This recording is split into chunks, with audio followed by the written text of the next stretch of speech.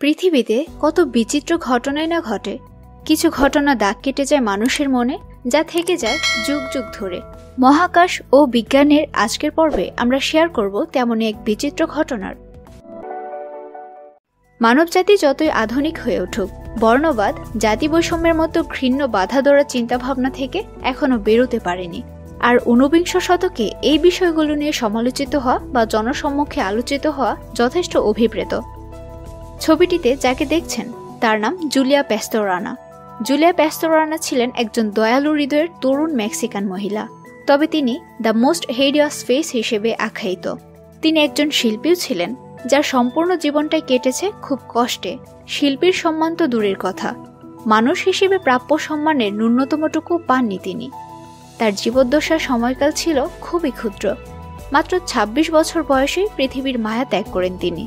যদিও পৃথিবী তার প্রতি যতটা নিষ্ঠুর ছিল, তাতে এই পৃথিবীর প্রতি তার খুব একটা মায়া ছিল বলে মনে হয় না। তিনি জুলিয়া প্যাস্টোরানা, ঊনবিংশ শতকের এক গায়িকা এবং পারফর্মিং আর্টিস্ট। প্যাস্টোরানার কথা বলতে গেলে উঠে আসে শুধুই একরাশ দুঃখ, অপমান এবং লোকের কাছ থেকে পাওয়া অমানবিক ব্যবহার। একজন মানবী যাকে শুধুমাত্র তার চেহারা এবং বাহ্যিক রূপের জন্যই তীর্যকভাবে সমালোচিত হতে হয়েছে সারাটা জীবন। ১৮৩৪ সালে মেক্সিকোতে জুলিয়া প্যাস্টোরানার জন্ম। তার জন্মের পর থেকেই তার চুলের এক অদ্ভুত বৃদ্ধি ছিল, যা পরবর্তীতে তার সমস্ত শরীর জুড়ে ছেয়ে যায়। ছোটবেলা থেকেই দুটি বিরল রোগে আক্রান্ত ছিলেন প্যাস্টোরানা, একটি জেনারেলাইজড হাইপারট্রিসোটাস ল্যানোগিনোসা এবং আরেকটি জিনজিভাল হাইপারপ্লাসিয়া। প্রথম রোগের জন্য মুখ এবং কপাল সহ তার সারা শরীর জুড়ে ছিল অস্বাভাবিক লোম। দ্বিতীয় রোগের ফলস্বরূপ তার ঠোঁট এবং চোয়াল এবং মাড়ি অস্বাভাবিকভাবে পুরু ছিল, অর্থাৎ পদাকার রূপই তার পথের অন্তরায় হয়ে দাঁড়িয়েছিল। The ape women, the bear women, the ugliest women in the world, link between mankind and the orangutan. বাহ্যিক রূপের জন্য নিজের নাম এবং পরিচয় হারিয়ে এ ধরনের নানা পরিচয়ে পরিচিত হয়ে উঠেছিলেন প্যাস্টোরানা। এ অবস্থায় সমাজের কেউ তাকে মেনে নিতে পারেনি। সবাই তাকে ডাইনি ভাবত। সমাজ এবং পরিবারের স্থান না পেয়ে সে বেরিয়ে যায় বাড়ি থেকে। খেতে না পেয়ে রাস্তায় রাস্তায় ঘোরাঘুরি করে সে ভিক্ষাবৃত্তির জীবন বেছে নেয়।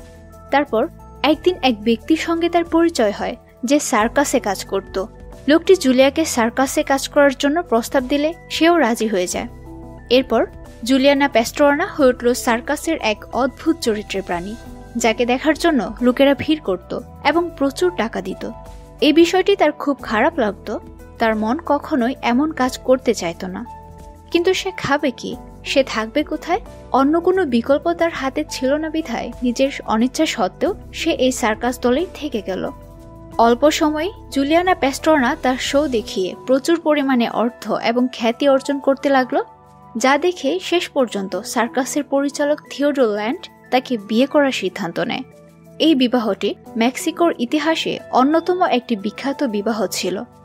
সমস্ত সংবাদপত্রগুলোতে ঘটা করে ছাপা হয়েছিল সেই বিয়ের খবর। ভাইরাল হয়ে গিয়েছিল সেই বিয়েটি।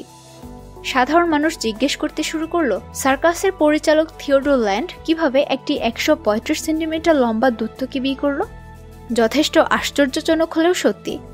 জুলিয়া একটি সম্পূর্ণ সাধারণ শিশুর জন্ম দিয়েছিল, তবে দুর্ভাগ্যক্রমে সন্তান জন্ম দেওয়ার ৪৮ ঘন্টার মধ্যেই সে এবং তার সন্তান মৃত্যুবরণ করে। জুলিয়ার দুর্ভাগ্য তার মৃত্যুর সাথে সাথে শেষ হয়ে যায়নি।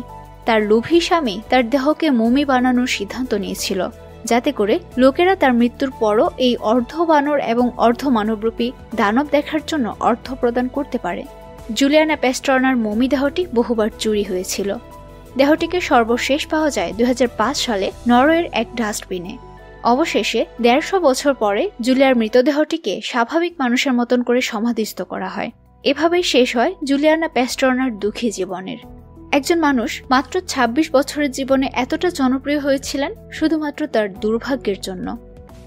বন্ধুরা, আজ এ পর্যন্তই।